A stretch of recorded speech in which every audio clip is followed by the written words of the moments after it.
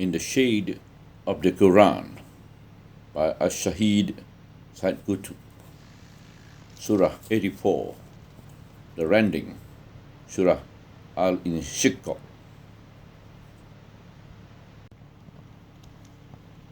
بسم الله الرحمن الرحيم إذا السماء انشقت وأذنت لربها وحقت وإذا الأرض مدت وألقت ما فيها وتخلت وأذنت لربها وحقت يا أيها الإنسان إنك كادح إلى ربك كدحا فملاقيه فأما من أوتي كتابه بيمينه فسوف يحاسب حسابا يسيرا وينقلب إلى أهله مسرورا وأما من أوتي كتابه وراء ظهره فسوف يدعو ثبورا ويصلى سعيرا إنه كان في أهله مسرورا إنه ظن أن لن يحور بلى إن ربه كان به بصيرا فلا أقسم بالشفق والليل وما وسق والقمر إذا اتسق لتركبن طبقا عن طبق فما لهم لا يؤمنون وإذا قرئ عليهم القرآن لا يسجدون بل الذين كفروا يكذبون والله أعلم بما يوعون فبشرهم بعذاب أليم إلا الذين آمنوا وعملوا الصالحات لهم أجر غير ممنون.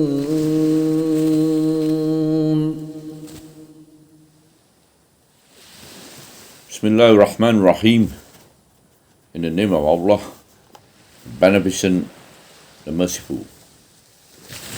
When the skies rent asunder,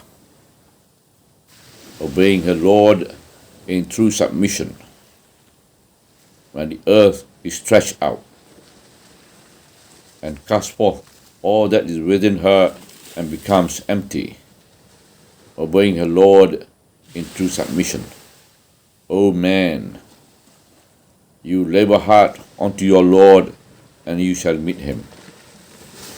He who is given his book in his right hand shall have a lenient reckoning, and return rejoicing to his people.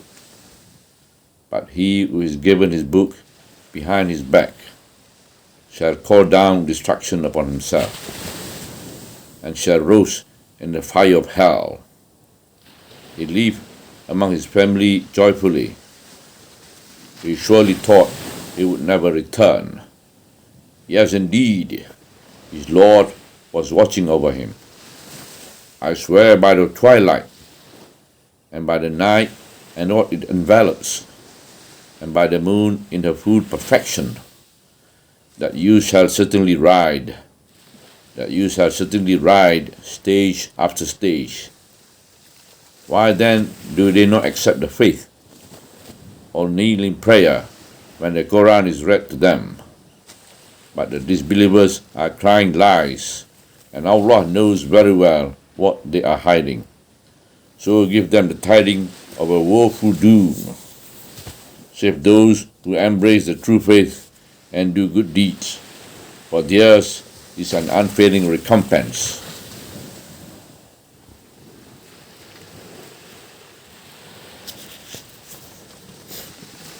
This surah opens up by sketching some of the scenes of universal upheaval, which were dealt with in greater detail in Surah 81, 82, and earlier in Surah 78, the darkening, the cleaving asunder, and the tiding, respectively.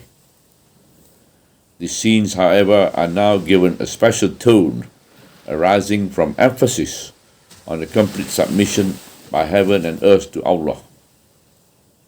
When the sky is rent asunder, obeying her Lord in true submission, when the earth is stretched out and cast forth all that is within her and becomes empty, obeying her Lord in true submission. This powerful opening, with its emphasis on submission to Allah, is a forward to the subsequent address to man, to make him feel his humbleness in front of his Lord. Man is reminded of his position and his ultimate destiny when he returns to Allah. O man, you labour hard unto your Lord, and you shall meet him. He who is given his book in his right hand shall have a lenient reckoning and return rejoicing to his people. But he who is given his book behind his back shall call down destruction upon himself and shall roast in the fire of hell. He lived among his family joyfully. He surely thought he would never return. Yes, indeed, his Lord was watching over him. The third part of the surah sketches certain scenes of life on earth which are well known to man. These have their significance as they point to Allah's planning, and which is elaborate and faultless. An oath is made to assert that man must live through deliberately planned stages which they cannot escape journeying through and experiencing. I swear by the twilight, and by the night, and what it envelops, and by the moon in her full perfection, that you shall certainly ride stage after stage. The last part of the surah wonders at those who deny the faith when their position is as described in the previous two parts, and the end of their world is as described in the beginning of the surah. Why then do they not accept the faith or kneel in prayer when the Qur'an is read to them? Then follows an assertion that Allah knows what they conceal within themselves, and an ultimatum is given on their inevitable end. But the disbelievers are crying lies, and Allah knows very well what they are hiding. So give them the tidings of woeful doom, save those who embrace the true faith and do good deeds, for theirs is an unfailing recompense. Two main qualities are evident in this surah: its quiet rhythm and its earnest message. Both are evident even in the images of the universal upheaval the surah contains, which are portrayed with much more violence elsewhere. Surah 81, the darkening, for example. Here the attitude of sympathetic and compassionate cautioning is adopted. The cautioning is gradual, easy, and presented in a quiet, inspiring statement beginning with the word, O man. This awakens the conscience. The various parts of the surah are ordered according to a special plan. It carries the reader through a variety of scenes, some relating to the universe, others to man himself. The scenes are sketched one after the other in a thoughtful order, starting with the themes of universal submission to Allah, which leaves a gentle but real impression on the reader's heart. Then we have the scene of the reckoning, reward and retribution, followed by a contemporary scene of life on earth and its phenomena. Then follows a statement of wonder at those who, after all this, still refuse to accept the faith. The statement is combined with a warning of severe punishment and a promise of unfailing reward to the believers. All this is embodied in the few lines which compose this short surah. Succinctly of style, it just succinctness of style is just one aspect of the miraculous nature of the Qur'an. The ideas the surah sets out to explain could not normally be tackled with such power and to such effect, even if entire books were devoted to the task. But the Quran achieves its purpose because it addresses hearts directly. No wonder it is the word of the Lord who knows all. When the skies ran asunder, obeying her Lord in true submission, when the earth is stretched out and cast forth all that is within her and becomes empty, obeying her Lord in true submission. The splitting of the sky has been dealt with upon in the commentary on other surah. One new element here is the submission by the sky to her Lord and her complete obedience, obeying her Lord in true submission. Another new element is the stretching of the earth, when the earth is stretched out. This means perhaps an expansion of her size or shape as a result of the disruption of the laws of nature which govern her and preserve her in her present state, and shape.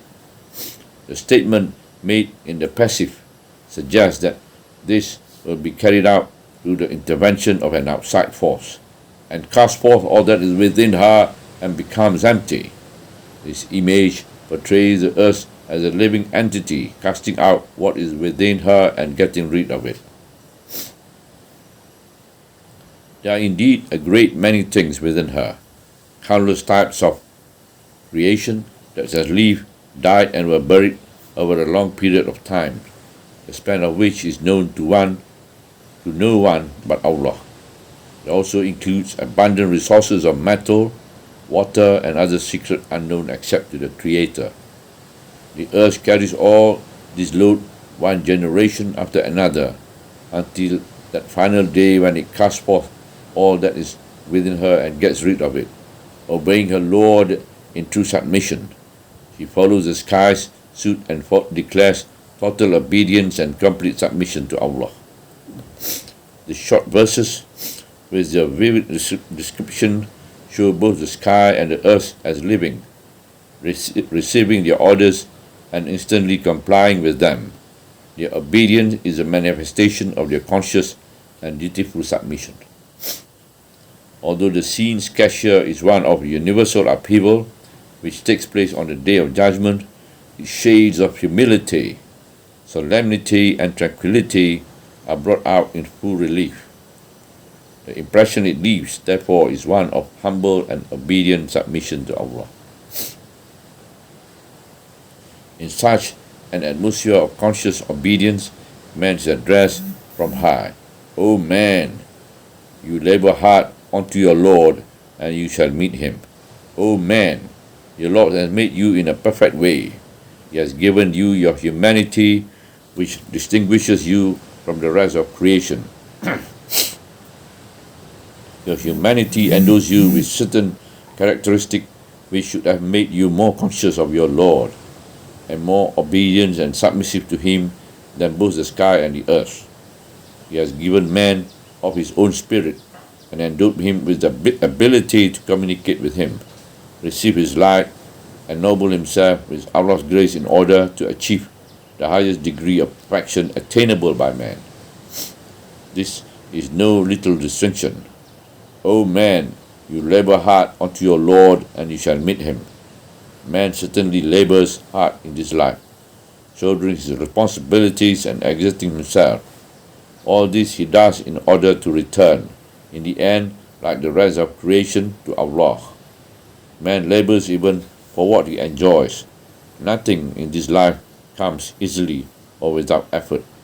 If sometimes no physical labor is needed, then surely some mental and emotional effort will be required. In these, the rich and poor are alike, although the labor exerted may differ in kinds and form. This address reminds men that laboring hard in a variety of ways is the Lord of all in this life on earth. But when men meet the Lord, they will fall into two groups.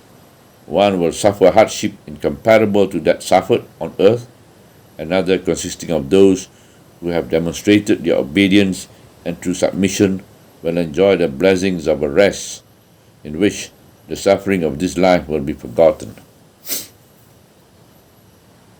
He who is given his book in his right hand shall have a lenient reckoning and return rejoicing to his people. He who is given his book in his right hand is the happy one who was true to his faith. Allah is pleased with him and rewards him well. He will have a lenient reckoning, that is to say that he will not be called to account for what he did in his life. This is abundantly clear in the traditions of the Prophet. Aisha, may Allah be pleased with her, related that the Messenger said, "He who is called to account will suffer affliction." I pointed out, she said, that Allah says, "He shall have a lenient reckoning." The Messenger answered, "That is not what is meant by reckoning and accountability. A lenient reckoning signifies no more than showing his record. He who is called to account on the day of judgment will suffer affliction."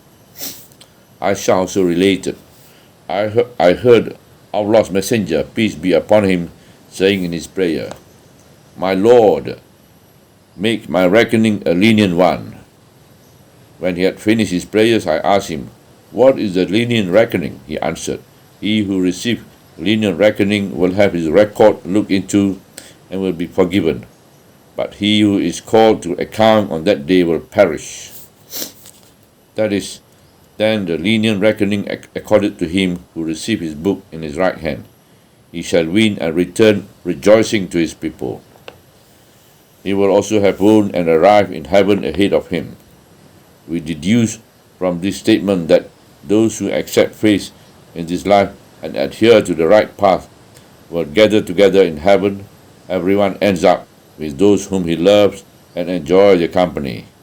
You also have an image of the winner's all-important test, who returns with his face overflowing with happiness.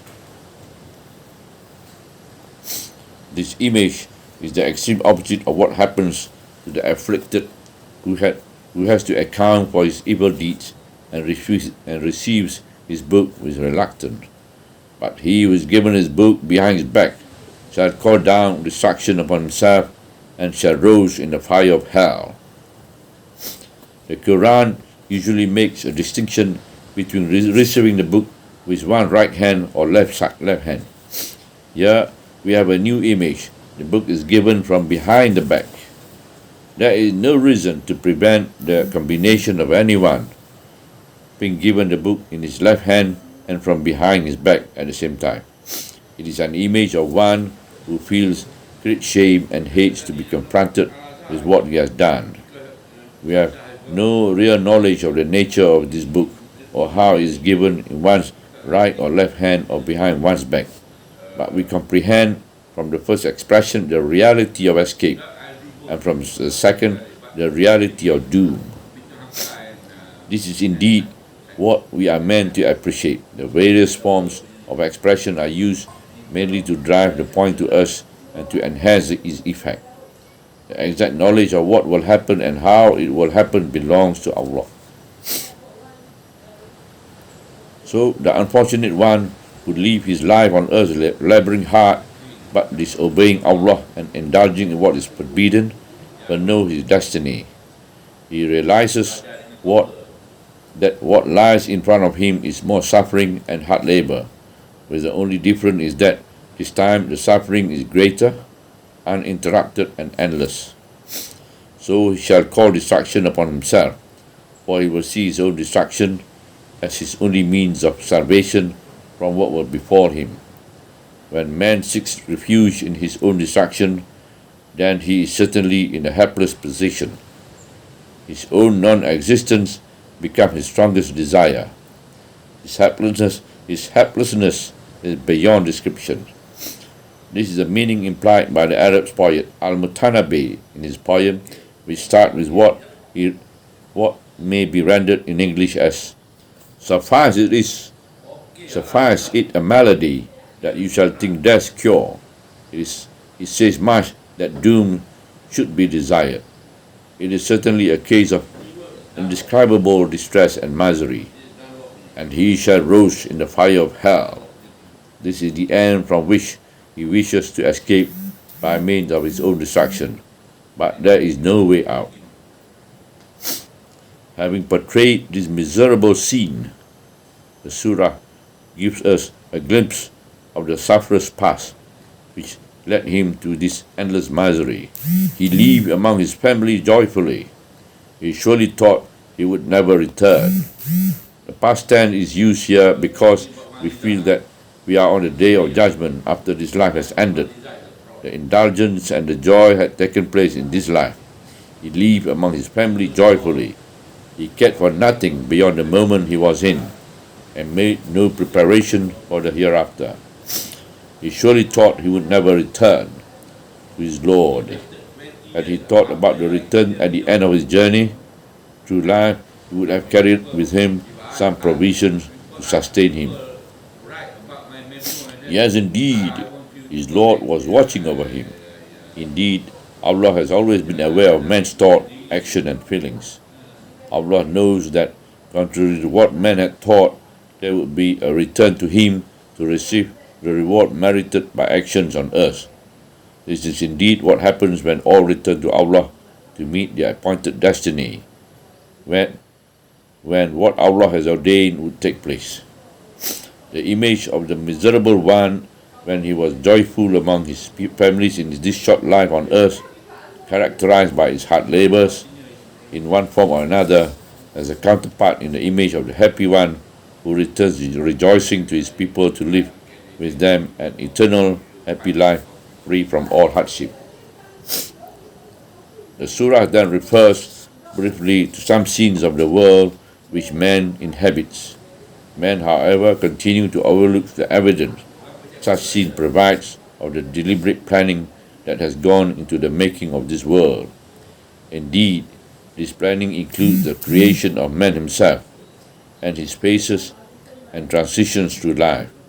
I swear by the twilight, and by the night and what it envelops, and by the moon in her full perfection, that you shall certainly journey on, stage after stage. The oath, which is indirect in the Arabic text, serves to draw man's attention to the scenes of the universe. The connotations here are in perfect harmony with those of the opening of the surah and the scenes portrayed here. The twilight refers to that period of stillness after sunset when the soul is overwhelmed by a deep feeling of awe. The heart feels at such a time the significance of parting with the beloved companion, and the feeling of quiet sadness and deep melancholy is involved. They also experience the feeling of fear of the approaching darkness. And by the night and what it envelops, what the night envelops is left unspecified to enhance the effect. Imagination can travel far and wide as one thinks of what the night may conceal of events and feelings. But the travels of the imagination cannot capture all the images generated by the short Quranic verses. And by the night and what it envelops, man is left with an overwhelming feeling and reverence which is in perfect harmony with the stillness and awe associated with the twilight. And by the moon in her full perfection, this is another quiet and splendid scene, describing the full moon as her light descends over the earth. The full moon is always associated with tranquility. The general impression implied here is closely associated with the twilight and the dark night as it conceals everything. There is here a complementary feeling of stillness and reverence. That you shall certainly ride stage after stage. This is to say, you will pass from one stage of suffering to another, to what has been predestined for you. The Quran uses the term ride to denote the undergoing of various stages of suffering. Ride is frequently used in Arabic to signify the passage through risk and difficulty. This usage suggests that difficulties and risks are like horses or mules to be ridden. Each one will take the riders, the stage predestined for it and for them.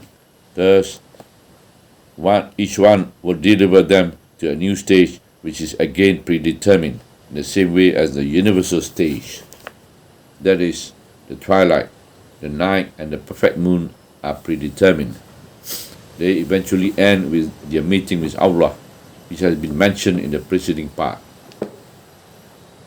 This coherent ordering of the parts of the surah and the smooth movement from one point to another is a characteristic of the superb Quranic style. Going on from the sketches portrayed in the surah, there comes an expression of wonder at those who persist in their denial of the faith when they have all the sign and all this abundant evidence within themselves and in the world at large which indicate the truth. Why then do they not accept the faith or kneel in prayer when the Quran is read to them? Indeed, why do they not accept the faith? There are numerous indications in the universe and within the soul which point out that the path of faith is the right path.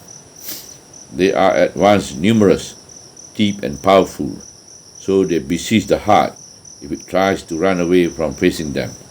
But if a man listens to them, then they address him in a manner which is friendly and affectionate. Why then do they not accept the faith or kneel in prayer when the Quran is read to them? The Quran addresses them in the language of pure human nature. It opens the heart to the truth and points out its evidence both within themselves and over the horizon. It kindles in the heart the feelings of God consciousness, humbleness, obedience and submission to the Creator of the universe. The expression kneel in prayer refers to this feeling. The universe is splendid and inspiring. It offers a multitude of signs, mental stimuli, and moments of purity which combine to arouse in the human heart a ready response and a willing submission. The Quran is also superb and inspiring. It links the heart with the splendid universe and consequently with the Creator who made the universe. It gives the heart a feeling of the truth about the universe, which also demonstrates the truth of creation and the Creator. Hence the wonder. Why then do they not accept the faith or kneel in prayers when the Quran is read to them? It is indeed amazing, but the Quran does not dwell on it for long. It proceeds to describe the behavior of the disbelievers and the end which awaits them. But the disbelievers are crying lies, and Allah knows very well what they are hiding. So give them the tidings of a woeful doom. The disbelievers cry lies, but the object of their denunciation as lies is unspecified. In Arabic, omission of the object serves to widen the scope of reference of the verb. Thus here we understand that crying lies is an entrenched habit and a characteristic of the disbelievers. But Allah is fully aware of the evil they conceal in their hearts, and He knows perfectly well their motives for belying the truth. The surah leaves off to address the messenger, peace be on him. So give them the tidings of a woeful doom, an unpleasant tidings for anyone who is awaiting any news of his future. At the same time, the surah describes what awaits the believers who prepare for their future by their good deeds. The description is made in the form of an exception from what awaits the disbelievers, save those who embrace the faith and do good deeds, for theirs is an unfailing recompense. This type of exception is known in Arabic linguistics as unrelated exception. The believers not originally among the recipients of the black tidings are then accepted from it. This form of expression serves to draw attention to what follows. The unfailing recompense is one which is continuous and unceasing, and will be given in the hereafter, where men are immortal. On this decisive note, the surah ends. It is a surah of short verses and powerful effect. Subhanallah, walhamdulillah, wa la ilaha illallah wallahu akbar, wa la hawla wa la quwwata illa billahil aliyyil azim, wa la hawla wa la quwwata illa billahil aliyyil azim, wa la hawla wa la quwwata illa billahil aliyyil azim. Ya Fattah, Ya Razzaq, Ya Wahhab, Ya Ghani, Ya Mughni, Ya Khadim, Ya Daim, Ya Ahad, Ya Wahid, Ya Samad, Ya Rahman, Ya Rahim, Ya Hayyu, Ya Qayyum, Ya Rabb, Ya Zal Jalali wal Ikram, Ya Rabb, Ya Zal Jalali wal Ikram.